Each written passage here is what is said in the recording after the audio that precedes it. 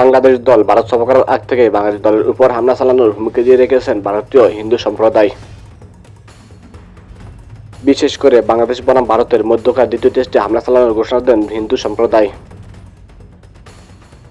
বাংলাদেশ বনাম ভারতের দ্বিতীয় টেস্ট অনুষ্ঠিত হচ্ছে ভারতের কানপুরে। ভারতীয় হিন্দু সম্প্রদায়ের দাবি, বাংলাদেশ সরকার পতনের পর বাংলাদেশে হিন্দুদের উপর আক্রমণ করা হয়েছে।